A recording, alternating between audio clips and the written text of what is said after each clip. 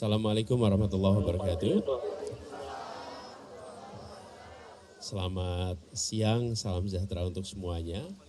Alhamdulillah pada pagi menuju siang hari ini kita bersama-sama di Markas Timnas Amin berkumpul bersama dengan tim hukum nasional yang dipimpin oleh Bapak Ari Yusuf Amir, yang beliau nanti akan membawa semua dokumen-dokumen terkait dengan proses hukum yang akan berlangsung.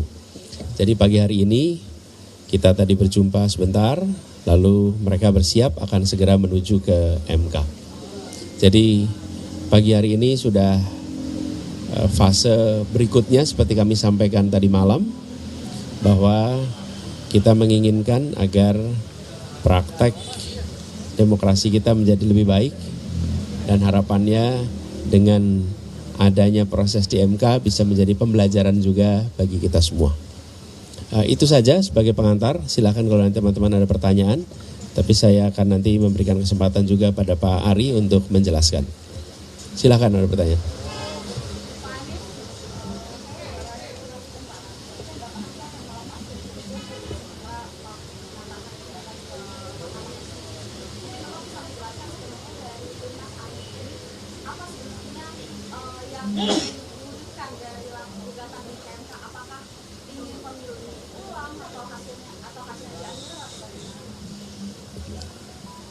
Ada lagi yang lain? Biar sekalian 3 gitu.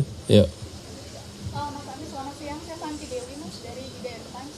Mas, apakah dengan adanya pengajuan gugatan ini ke MK, artinya dari paslon 01 menunda sementara untuk mengucapkan selamat untuk paslon 02, Pak Prabowo dan Gibran, karena ada sebagian yang berpikir bahwa pernyataan yang Mas Anies sampaikan melalui semalam kurang lebih situasi sama seperti pemiliknya, di mana Mas Anies menyatakan itu adalah hasil penghitungan waktu dan bukan rakyat, dan juga Mas Anies belum bisa menerima bahwa pemenangan pemilu ini adalah paslon. Itu saja, Mas Anies. Terima kasih. Ya, 3. Izin saya Fani dari Detikcom. Saya mau tanya, ini kan untuk dari tim hukum sendiri akan menggugat ke MK. Kan kemarin malam Nasdem menyatakan menerima hasil pemilu. Kenapa seperti terkesan ada beda sikap begitu antara tim hukum dan Nasdem? Ya. Terkait pertanyaan pertama, biar nanti Pak Ari yang menjelaskan. Kemudian yang kedua, saya tegaskan sekali lagi, proses dan hasil sama-sama penting. Karena proses yang benar akan memberikan hasil yang benar pula. Dan bila ada proses yang bermasalah, maka hasilnya bermasalah pula. Jadi kita ingin menegaskan kepada semua bahwa apa yang kita alami, kita saksikan, dan disaksikan oleh begitu banyak. Media pun menyaksikan, publik pun menyaksikan. Dari mulai aspek kebijakan nih, aturan sampai eksekusi, ada banyak di situ problem. Nah, kita ingin agar itu semua dikoreksi, supaya kejadian seperti ini tidak berulang lagi. Dan tadi malam saya sampaikan, supaya tidak berulang lagi. Jadi ini bukan semata-mata soal protokol saja. Protokol tentang ucapan, tidak ucapan, bukan di situ. Tapi ini pada substansinya. Bagaimana proses itu bisa diperbaiki, dan harapannya mutu nanti kita juga akan lebih baik lagi. Kemudian yang ketiga, terkait dengan sikap, kita semua memahami bahwa sedang menjalani proses konstitusional. Partai politik memiliki hak konstitusional, dan partai politik juga memiliki sikap yang harus dihormati. Jadi kami menghormati, menghargai, dan insya Allah kita terus sejalan di dalam mengusung gagasan perubahan untuk demokrasi yang lebih baik. Jadi di aspek itu kita bersama-sama, dan kita saling menghormati. Kita juga menghormati langkah yang diambil oleh semua partai-partai lain, dan harapannya nanti kita akan melihat demokrasi kita bisa lebih baik, ya. Pak Ari, silakan.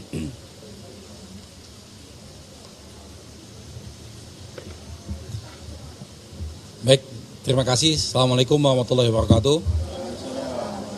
Kawan-kawan media sekalian, alhamdulillah hari ini insya Allah kami resmi mendaftarkan permohonan perselisihan pemilu ini ke Mahkamah Konstitusi. Pagi tadi jam 1 secara online kami sudah masukkan pendaftarannya dan saat ini tim kami sudah di MK lagi proses administrasi untuk kelengkapan berkasnya. Nanti saya akan hadir ke sana dengan beberapa kawan-kawan untuk secara resmi menandatangani permohonan tersebut. Ini kerja yang sudah cukup lama. 1 bulan lamanya kami sudah menyiapkan permohonan gugatan ke MK ini. Kita sudah mengumpulkan banyak pakar dan banyak ahli sehingga kajiannya sangat matang insya Allah. Dan permohonan di MK ini kami lengkapi dengan bukti-bukti yang cukup meyakinkan insya Allah. Dan saksi-saksi juga yang sudah kami siapkan insya Allah cukup meyakinkan. Nanti lebih detailnya setelah resmi diterima oleh MK, nanti kawan-kawan bisa melihatnya.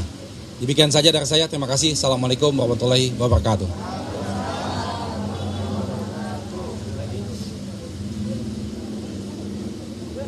Cukup ya?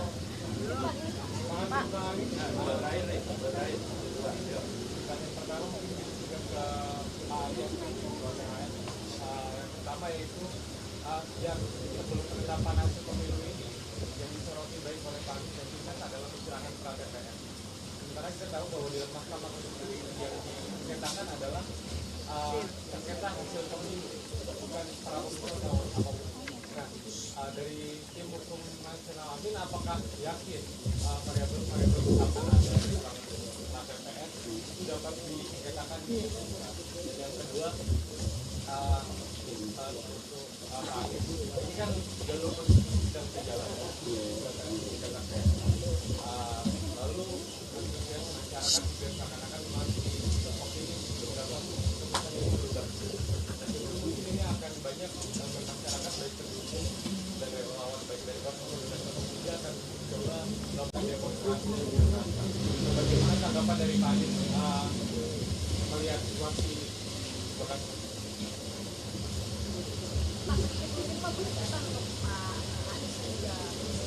terkait dengan ajakan Pak Prabowo mengajak untuk kembali bersatu gitu ya, dengan diduganya kata itu apakah itu bisa diartikan menolak untuk bersatu atau seperti apa?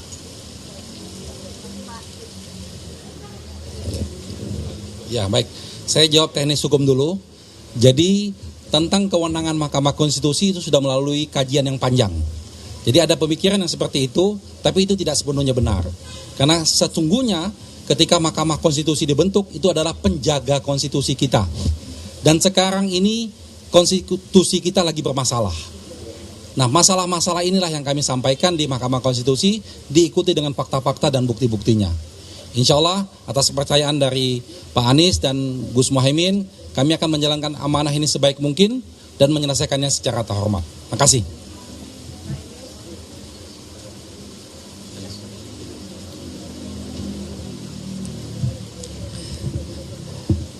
Kebebasan berpendapat, kebebasan untuk mengungkapkan pikiran berorganisasi itu dijamin konstitusi.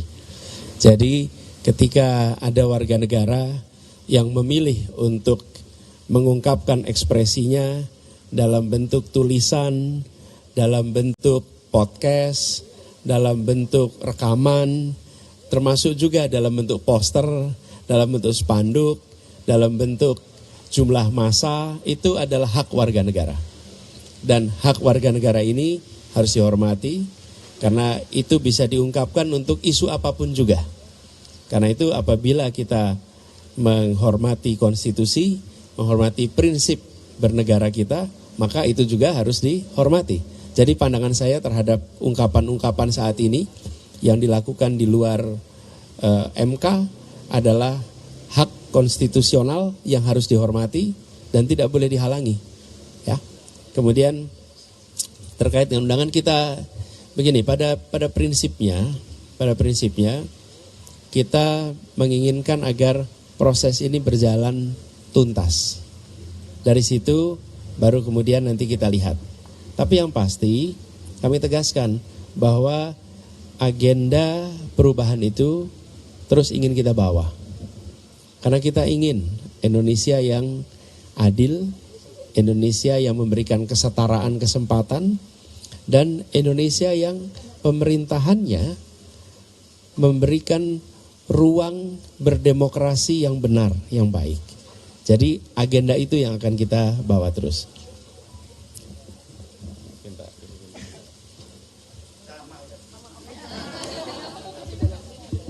Namanya juga sepasang ya. Oke, cukup ya teman-teman sekalian. Terima kasih banyak. Doakan lancar dan izinkan saya menutup. Izinkan saya menutup dengan menyampaikan kepada semua rasa terima kasih. Terima kasih kepada hadirin yang ikut hadir di sini, para simpatisan, pejuang perubahan, para relawan, teman-teman media semua. Dan kami ingin tegaskan bahwa kita berjuang melakukan perubahan, termasuk perubahan di dalam proses pemilihan itu sendiri, supaya kualitasnya bisa menjadi lebih baik. Dengan begitu insya Allah nanti generasi-generasi ke depan juga akan menyaksikan Indonesia yang lebih adil, termasuk di dalam proses demokrasi. Gitu ya. Terima kasih teman-teman. Assalamualaikum warahmatullahi wabarakatuh.